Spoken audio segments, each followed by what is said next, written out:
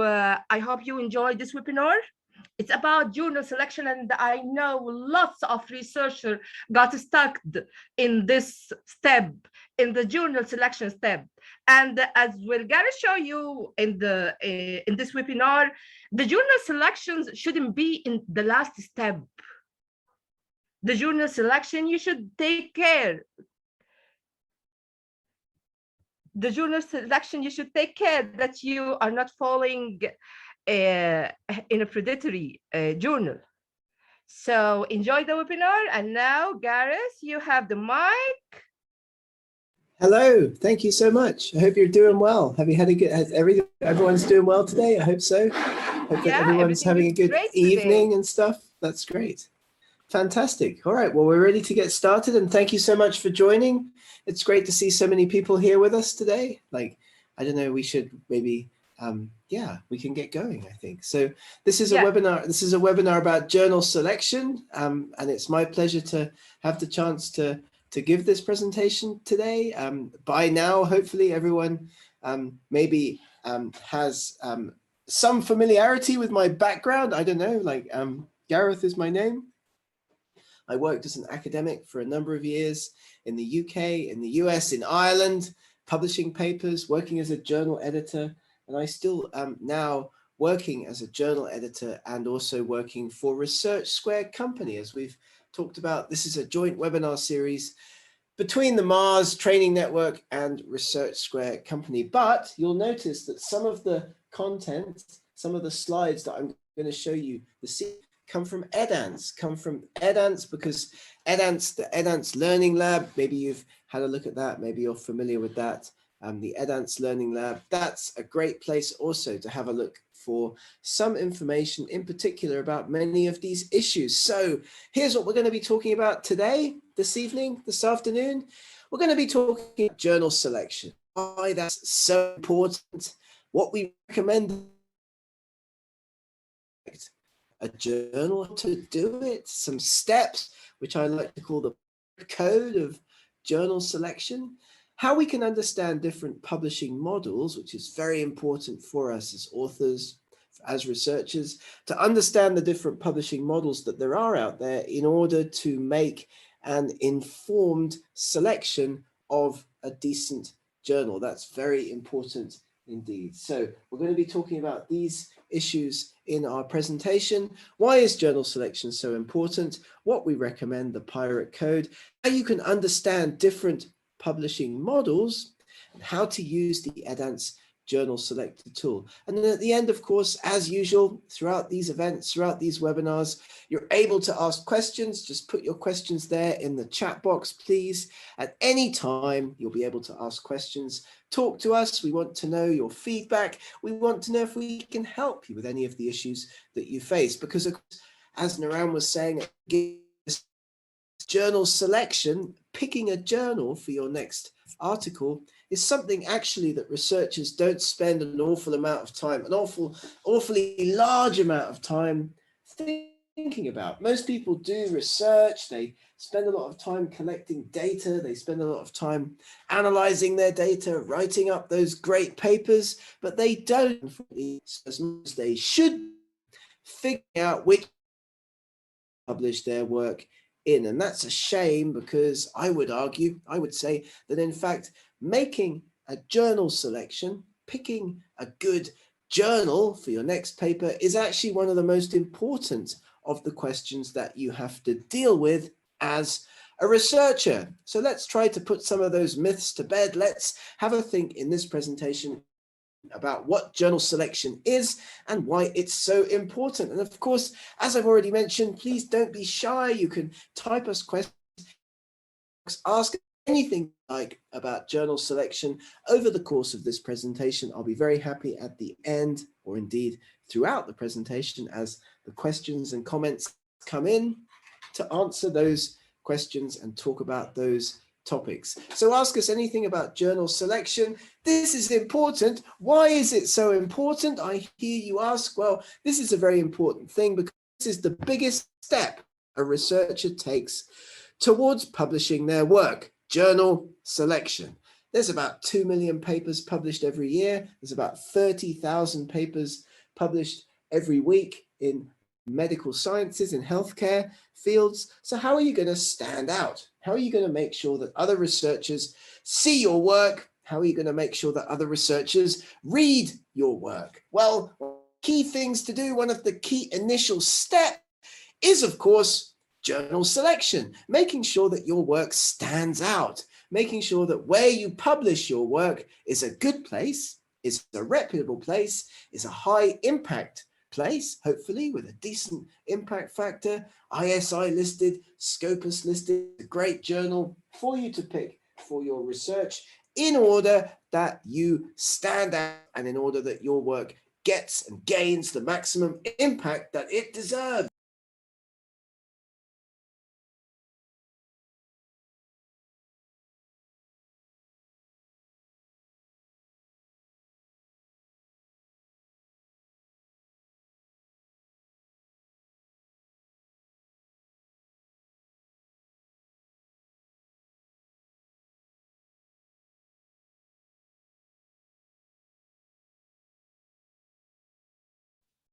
Hi everyone, I think there is sound problem.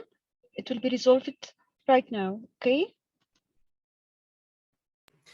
Sorry about that, everybody. The problem is that if I mute myself to cough or something, I'm unable to unmute myself again. So in that, had to just quickly mute my microphone so I could sneeze because I'm not feeling very well today. And then I couldn't unmute myself again. So sorry about that. No problem. Everything's okay. I'm back. I can make you the host. What do you think? That would be absolutely fantastic if you could, because then I'd be able to, cough and splutter and sneeze and do all those nasty things, and then I'd be able to get back you are the host the volume again. That'd be brilliant. Thank you very much. Great stuff. All right, so there you go. You've gained a little bit of insight, everybody, into some of the bits and pieces, some of the background stuff that goes on during our webinar presentations. The biggest step a researcher takes towards publishing their work is journal selection, and it's your first step, the first stage that you go through as an author to ensure that your research stands out. Now, what do authors usually want in the journals that they select? What are the kinds of considerations that authors have when thinking about where to publish their research? What do authors want? Well, authors usually want speed. They usually want to pick a journal that's as fast as possible so that their papers get published as fast as possible. They usually want to pick a journal with a decent impact factor. Of course they do. We all want that. We all want to see our work get published in a journal with a decent impact factor. And then also high reach and readership. So these are the things that authors tend to want when selecting journals for their articles: speed, decent impact factor, and high reach and readership. So when you're thinking, where am I going to publish my next paper? Which journal am I going to select for my next paper? These three issues may very well be the kinds of considerations that you're going to take into account with your article. How fast is the publication going to be? Is the journal that you choose going to have a high reach, lots of readers? And is the journal that you select going to have a decent impact factor? So, which of these is most important for you as an author? Is the journal that you're going to select open or not? What does this mean? Does the journal have an impact factor? And what does that mean? Is the journal peer reviewed? Is there an editorial board? Who's on the editorial board? Impact factor, reputation, reach within the field, and open access are key considerations. If you ask authors what they want for their journals, where they'd like to see their journals, where they'd like to see their papers published, they very often care about these kinds of issues. Will the paper be open? Will anybody around the world in any university, in any department, be able to download the article? Will anybody have access to the article? What will the reach of the journal within my field be? Is the journal a journal with great reputation? And does the journal have an impact factor? And I see people are asking in the chat box about attendance. Yes, of course, Everybody's going to get a certificate of attendance. Everybody's going to get access to a recording of this presentation at the end as well. So accessibility, does the journal have an impact factor or not? What does this mean? Is the journal peer reviewed? Who's on the editorial board? And whether the journal is open access or not. So I guess the key message of this first part of our presentation this evening is please do put the time and energy and effort into selecting a journal, the same amount of time and energy and effort as you would put into actually doing the research, analyzing the data, and writing up that wonderful research article. Because if you do all of the data collection, if you do all the data analysis, if you write up the paper and then you don't pick a journal or you don't get the paper published in a decent journal at the end of the day, then of very well be a waste of your energy and effort. You want your paper to be published in the best possible journal. So that's why journal selection is so important, in order that your work gains the impact that it deserves, the citations that your work deserves, and of course your work reaches as large a group of people as possible. So what do we recommend at the EdAnts Learning Lab? This slide, of course, comes from the EdAnts Learning Lab. Wonderful place for you to have a look at as a resource for training materials, online training and other content. So I do strongly recommend the EdAnts Learning Lab to everybody listening to this presentation. What do we recommend? Well, we recommend what we like to call the Pirate Code. I came up with this a few years ago. 3 rules for journal selection. And just like in Pirates of the Caribbean, there's definitely some aspects to this that they're just more like guidelines, really, rather than rules necessarily, but things that we recommend that you do when it comes time to select a journal. And I see that Zineb is asking, how can we have the certificate of attendance? Well, that will be posted to you within a few moments after the webinar. So don't panic, everybody. You'll definitely get a certificate of attendance. You'll definitely get that. You'll also get a recording of the presentation at the end of the event as well. So no need to panic. If you're here, if you're listening to me shouting and screaming today, you're going to be able to get a certificate of attendance at the end of the event. So what's the Pirate Code? What's the Pirate Code? Well, there are 3 rules that we recommend for journal selection. Rule number 1, aim high.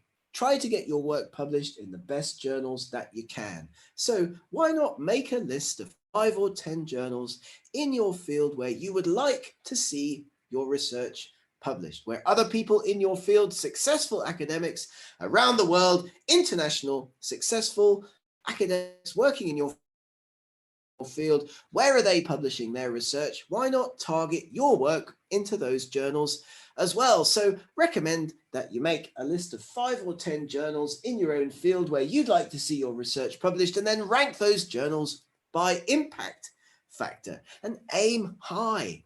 Go for the journals, first of all, preferentially with the higher impact factors. You might get rejected, of course. We can talk about strategies for dealing with rejection a little bit later, but that's the first thing to think about. Aim high with your submissions. Second rule, second guideline from the Journal Selection Pirate Code is to talk to editors.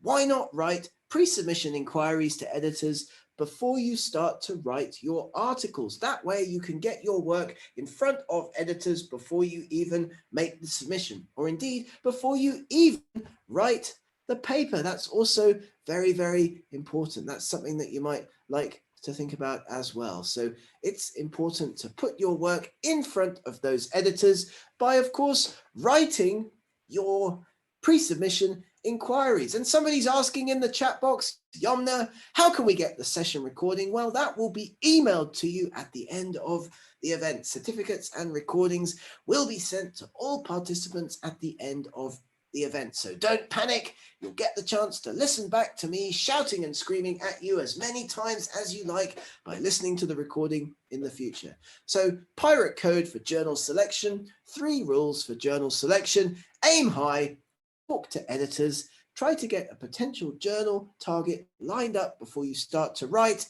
and don't panic. These are more like guideline, really. Training can also help. You can learn to sell, you can learn to manage your article submissions to international journals. That's the point of these kinds of training sessions. That's the point of the kind of work that I do, the kind of work that we do with Naran, with the Mars Network, helping authors around the world to understand a little bit more about how you can get successfully through the system, how you can understand things about the process of publishing, writing and getting your work successfully published. If you understand things about journals, how you can speed up the process, aiming high, talking to editors, learning to sell, manage your article submissions, successful as a writing and publishing researcher.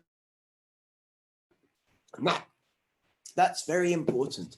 Don't panic. Think about these pirate code rules. Think about how you can do journal selection. So we won't do this, we won't go through this, but obviously the best time to select a journal is before you write your manuscript. And Dina is asking, what is meant by a pre-submission inquiry? And Summer is asking, what does a pirate code stand for? That's kind of just a joke, the pirate code from the film Pirates of the Caribbean. It's just some guidelines for you to help you to select a journal. And what is meant by a pre-submission inquiry? Well, this is an email that you send to an editor at a journal before you make a submission.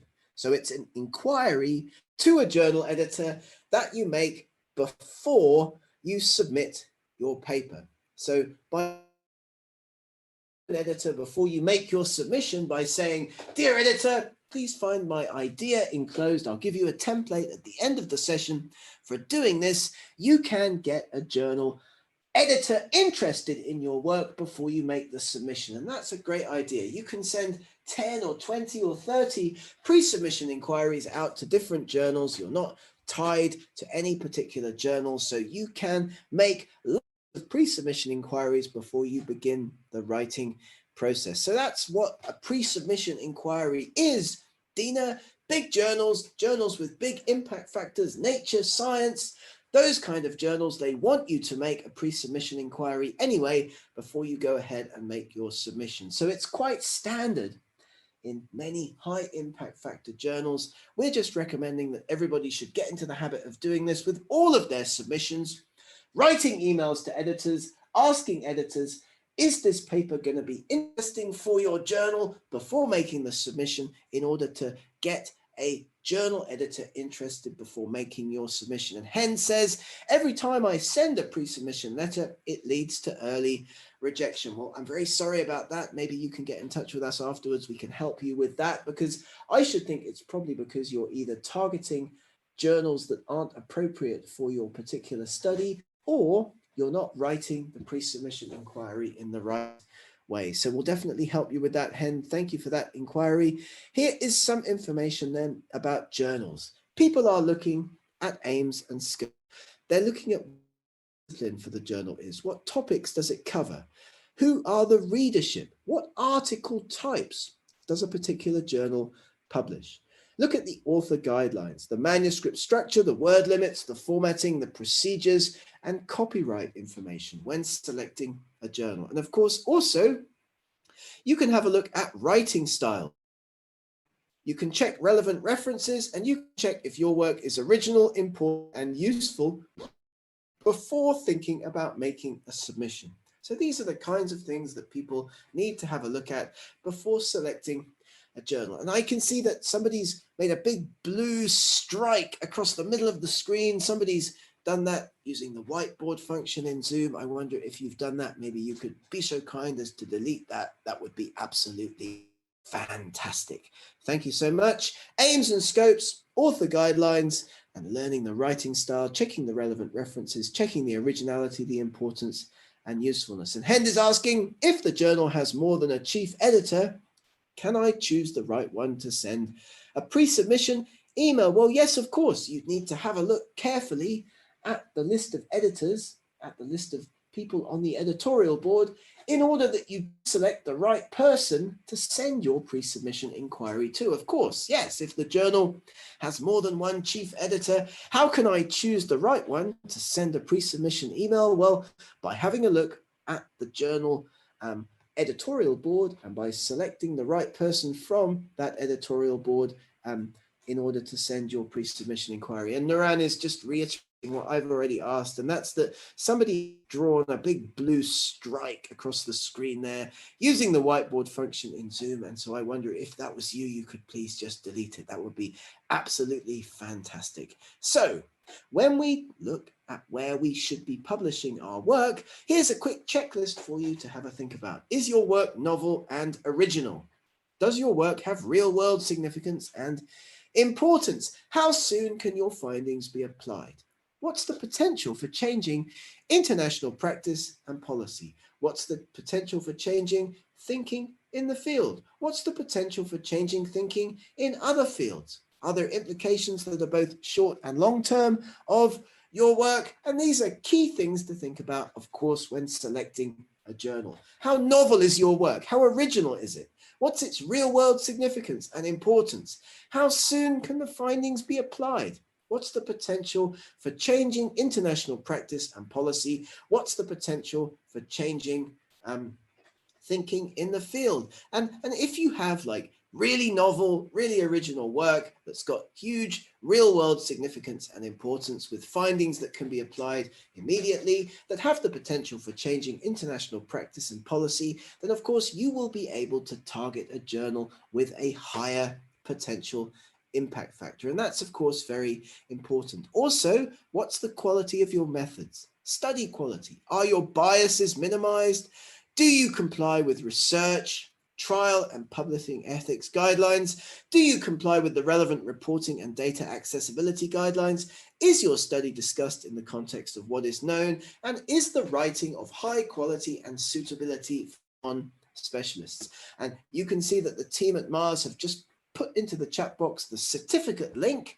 So don't worry, check in the certificate link, fill in your information. You'll then be able to get a certificate of this presentation. And Dr. Rabab is just asking, how can we get the recording of this lecture? I'm going to reiterate again, you'll get sent that automatically after the presentation. So don't worry, you'll get an email with a link to the recording. So here's a checklist for you to have a think about which of the aspects of your work will lend your paper to a potentially high impact factor journal. And have a think, please, about which of these issues is most important to you when you are thinking about which journal to send your paper to, which journal to select. What's most important to you? So have a think. Is it the aims and scope and the readership?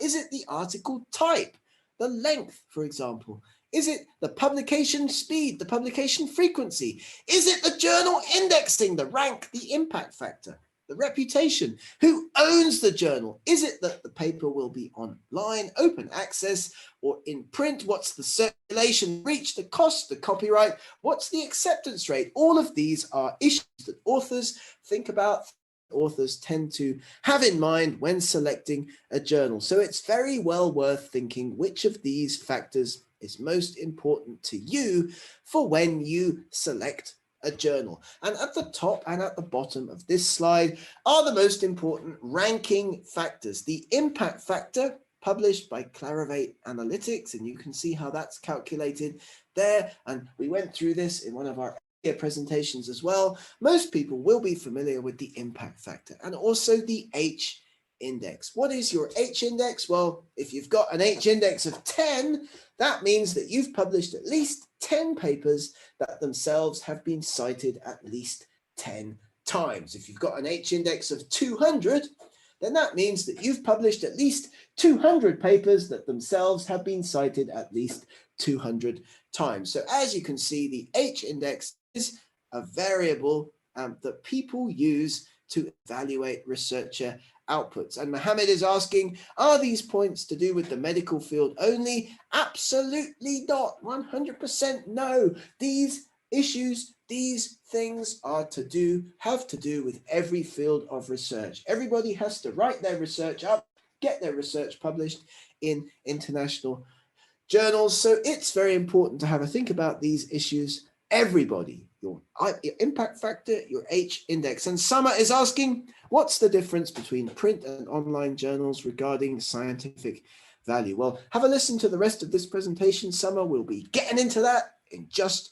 a moment as we move on to the third of our topics for discussion this evening, and that's understanding different publishing models. Understanding different publishing models. What have we talked about so far? Well, we've talked about why journal selection is so important. We've talked about why that's a big deal.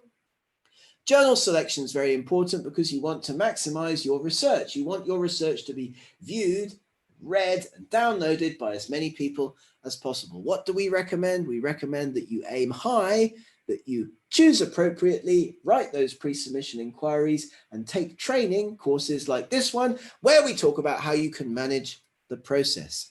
Now we're going to talk about understanding different publishing models. Noha is asking, what's the difference between an article in press and an accepted manuscript? Well, those are both the same thing. If a paper's been accepted formally by a journal, by an editor, then we refer to that before it's been published in the journal as an article in press. So Noha, to answer your question, what's the difference between an article in press and an accepted manuscript? There's no difference. Once your paper's been accepted, you've gotten that email from the editor saying, "Dear Noha, your paper has been accepted." You are then able to refer to that as an article in press. So thank you so much, Mahmoud. We will absolutely share the recording of this presentation at the end of the session. That will happen absolutely. And don't forget that there's a certificate link there in the chat box for you all to fill in so that you can get that wonderful certificate at the end of the presentation.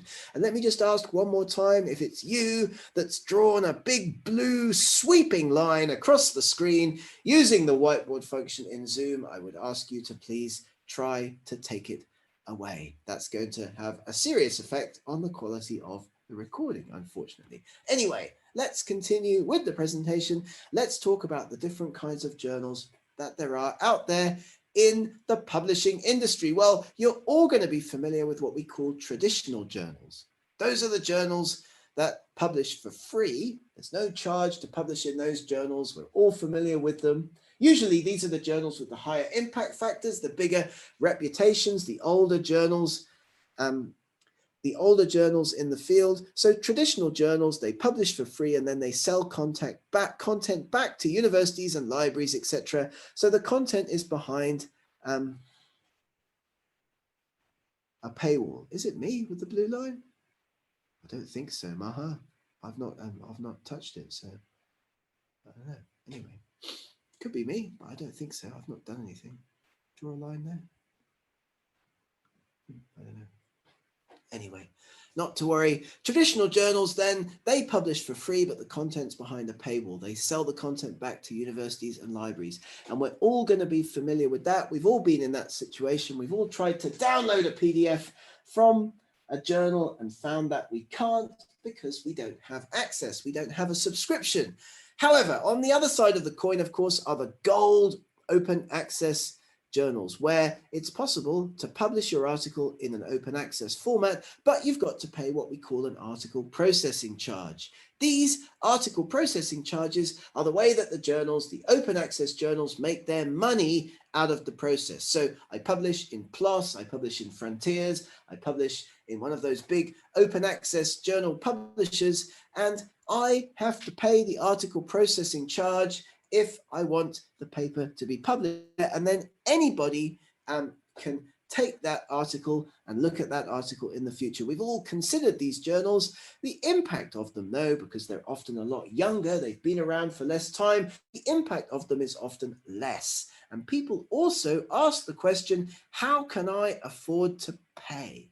And this is also an issue, not only in terms of cost, but as we'll talk about in a minute, the rise of these open access journals and the need to pay that article processing charge means that it's unfortunately led to the rise in predatory publishers. The third kind of journals that we talk about, green open access journals. This is where you publish in a traditional journal, but you're able to then self-archive a copy in a freely accessible online archive. And yes, there's a blue line on the screen. I'm very sorry about that. I'm pretty sure it has absolutely nothing to do with me because I've not done anything apart from chat away here, not using any other functions on the Zoom room. So maybe somebody else, I do not know what that's doing there, and I cannot explain it, unfortunately. Sorry about that.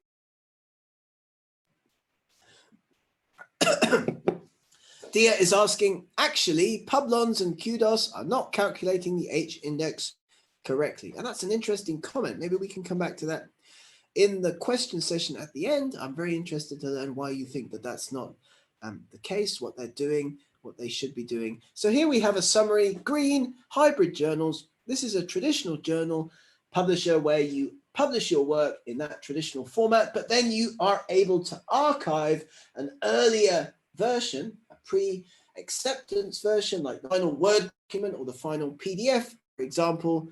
You'll be able to archive that final accepted version on your website. Gold open access journals, those are the ones where they're completely open access. Anyone can read your paper, but you may have to pay that dreaded article processing charge, which can range from anywhere. Okay.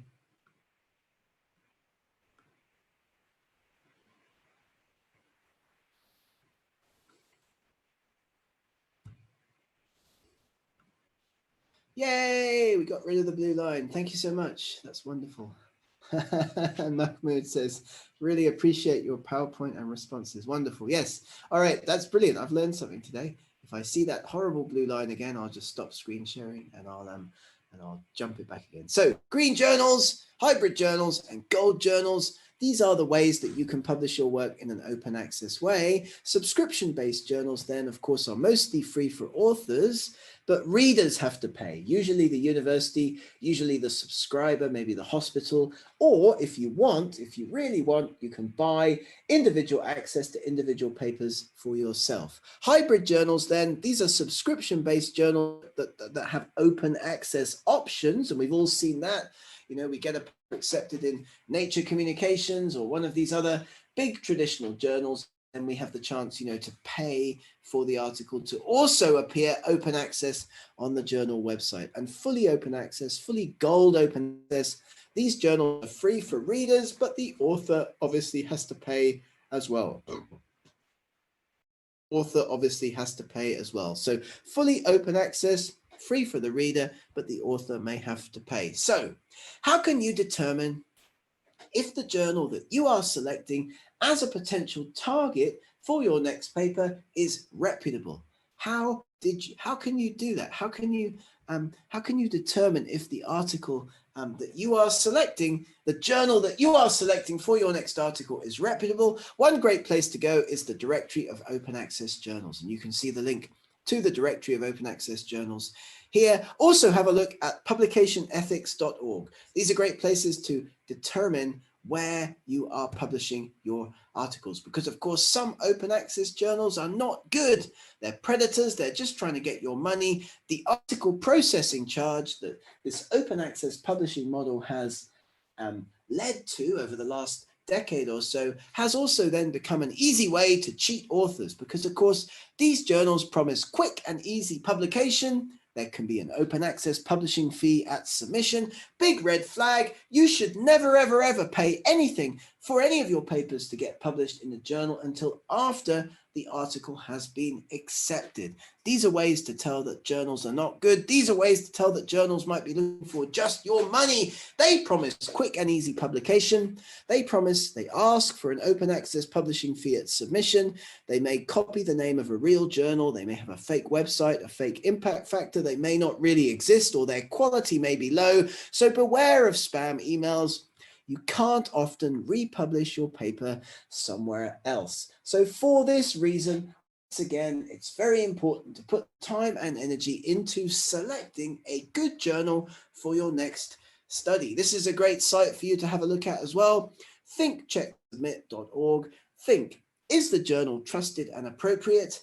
Do you know the journal? Is it a trusted publisher? Do they have clear peer review policies and fees? And let's have a look at COPE, DOAJ, OASPA, INASPA, AJOL. All of these are great sites to have a look at when you are selecting a journal. And then finally, you submit when you are sure that the journal that you have selected is okay. And yes, Noha, I mean predatory journals. When we have a look at the ways that journals try to pretend to be reputable to just take your money. That slide previously gives you some things to think about, a checklist to think about when selecting a journal, ways to identify predatory journals. Have a look at thinkchecksubmit.org. It's a great resource for you to find a reputable journal. Luma's asking, can we cite a preprint article as a reference?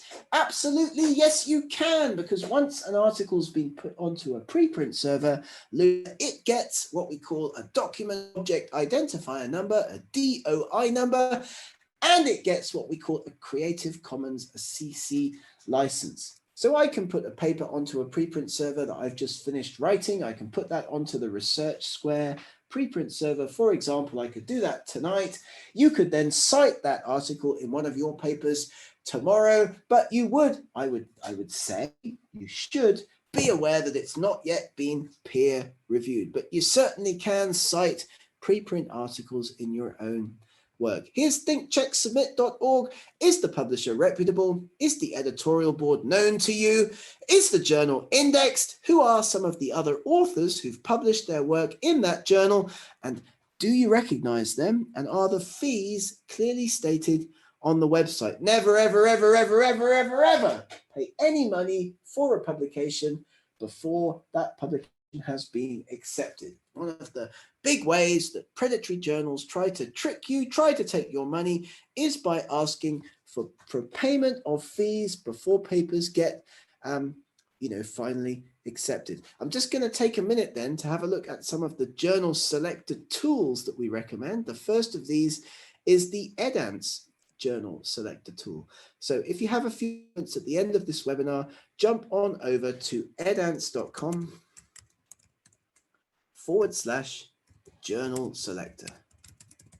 I heartily recommend this as a tool that you can use for free to select a great journal for your next paper. You can input some of those keywords. In a minute, I'll show you what the interface looks like. You can have a look at issues like aims and scope, who the readers are, what's the article type, what's the journal type, the publication speed and frequency, indexing rank and impact factor, is the journal print, online, open access, and what are the acceptance rate. All of this information you can find out from the Edance journal selector tool. So I do recommend that you have a look at it. Here's a screenshot of what it looks like. You will be able to paste text into this box, keywords, parts of your abstract, and it will give you, I'll show you in a minute how it works, it will give you a selection of target journals that you could potentially use for your next paper. You can sort them by impact factor, you can sort them by cost, if an open access journal is what you want. So do you want to find the perfect journal for your next paper? Have a look at the Edance journal selector tool. And Hend is asking, some journal selector sites require the abstract. Is it safe? Absolutely, absolutely. Don't worry. It's not saving the abstract anywhere. Hend is just using the abstract as a way to find a journal recommendation for you. So absolutely, an answer to that question, I would say it's 100% safe. If you're using, Clarivate Manuscript Matcher, Elsevier Journal Finder, absolutely no harm. Like, there are many such tools out there. However, the difference between them is that, of course, as the name suggests, the Elsevier Journal Finder is a tool that's owned by Elsevier. So what's going to happen if you put your abstract or your keywords into the Elsevier Journal Finder, Noha? It is going to suggest you Elsevier journals, isn't it? I mean, it's not going to suggest you journals published by Taylor and Francis or White or Springer Nature. It's the Elsevier Journal Finder, and the kind of giveaway there is in the name. It's the Elsevier Journal Finder. So, and that's something to be aware of. Of course, most of these tools are owned by publishers. So they're going to try to point you, they're going to try to kind of chivvy you, they're going to try to, hustle you in the direction of their own journals. However, tools like the Edance Journal Selector tool, because Edance is not a publisher, right? it's going to give you an impartial list of suggestions. Ezra is asking, I want to know what is a preprint? Well, a preprint is a piece of work, an article, a piece of writing that is published on a preprint server, Research Squared being one of the biggest, I think the biggest in the world, but it's published before it gets peer reviewed and before it eventually gets published in a journal. So just as the name suggests, a preprint is an article draft published in an open public repository like Research Square, like the Research Square preprint server. Anyone can look at it, anyone can read it, anyone can cite it, anyone can comment on it. This is a good thing for you as an author, Ezra, because your work gets out there, available for people in the public domain much faster than it would do otherwise. So you gain lots more impact. You gain lots more kudos, if I can use that word. You gain lots more impact for your research because it immediately is out there. People can immediately look at it, comment on it, cite it, and it helps with the research process. So that's a good idea. So hope that answers that question. Regarding the hybrid type, Mahmoud is asking, are there differences in processing time between open access and subscription-based journals? Not differences in processing time, Mahmoud, not differences in processing time, but there are big differences in time to publication. There are differences in time to publication because, of course, an open access journal is entirely online. It's entirely open access. So once your paper gets accepted, Mahmoud, it's just a matter of maybe a few days for the paper to get finally set into the PDF, and then it will appear immediately online. So open access publishing is often much faster than traditional subscription-based publishing. So to answer your question, no difference in processing time, although that could depend on the journal. Some journals just work faster than others. No difference in processing time, but there will be a difference in publication speed. So that's something else that often authors like to take into account. Ezra is saying, I didn't get my certificate. Well, that's because the webinar is still ongoing, Ezra. The certificates will be mailed out after the event. And don't forget to check your spam folder because often emails go in there. Dr. Iman is asking, what will be the case if preprint will not be accepted in any journal, and I have used it as a reference? Well, it will be flagged on your reference list as a preprint, Dr. Iman. So it will be identifiable by its document object identifier number, its DOI number, as a preprint. So if it never gets published, as has happened with many papers put onto preprint servers over the course of the COVID-19 pandemic, many pieces of work famously about ivermectin, the drug that was thought at one point to be a potential therapy for coronavirus infection. Lots of those papers were published on preprint servers. They're still out there. You can still look at them, but they didn't pass. They didn't successfully get through the peer review process. So if you cite a preprint, it's going to be identifiable as such in your reference list based on the DOI number. So I hope that's helpful. There's the EDANCE journal selector tool. And now it's time, I think, to throw the floor open. I've answered quite a number of questions already over the course of this event, and I think I'll hand back over to Nuran in just a moment. If we have some time, maybe I'll demonstrate some of the journal selector tools to you as well. Myrna's asking, I didn't receive my certificate even in the junk. Well, Myrna, that's because the webinar is still ongoing and you'll get your certificate when the webinar finishes. Don't worry, don't panic, don't lose any sleep. That certificate will be winging its way to you over email in the next few hours. Thank you for the kind comment, Rana. And Nuran, are you there? Do you want to help? We can see if anyone has any questions, any comments, any feedback on our presentation hello, today. hello. How are you, everyone? This was amazing, Gareth. Gareth, this is an awesome webinar. It was very informative. Thank you so much.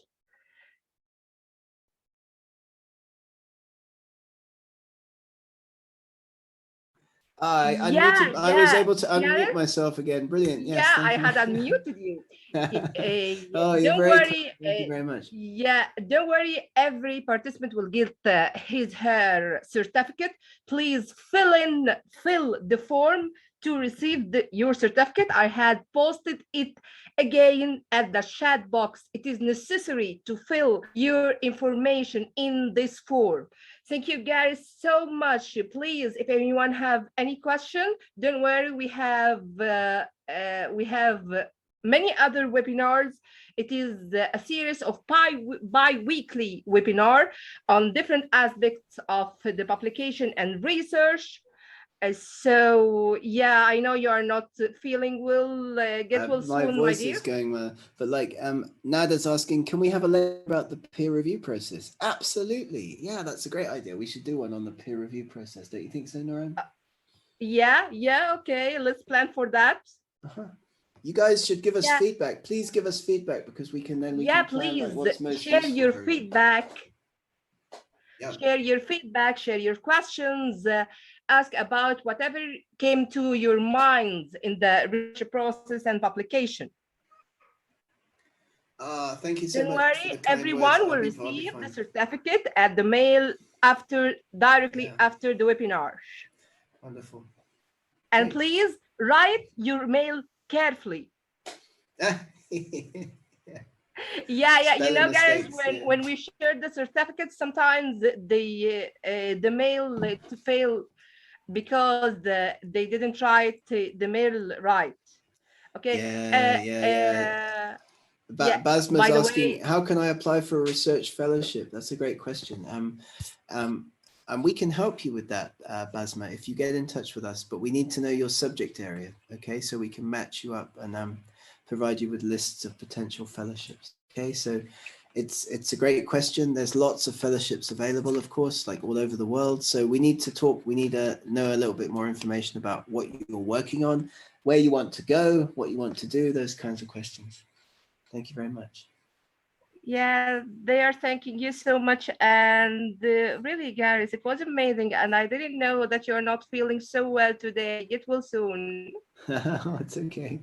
I'm fine. That's why I didn't turn my camera on today, everybody. I just don't want you to see me looking terrible. You look great, by the way. I saw you. I know you saw me, but like, I'm not going to show I saw you. Yeah, of course. Let me, I'll also post our LinkedIn page at Morse and send you with the LinkedIn page of Research Square.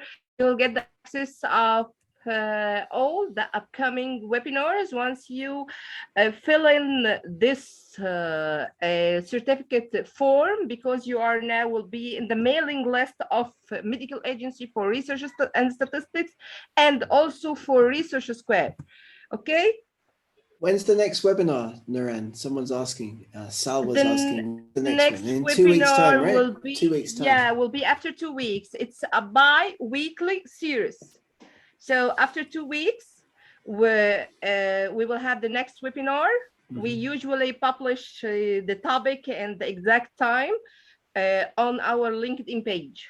Perfect. And also the Facebook page. Definitely. Brilliant. Excellent.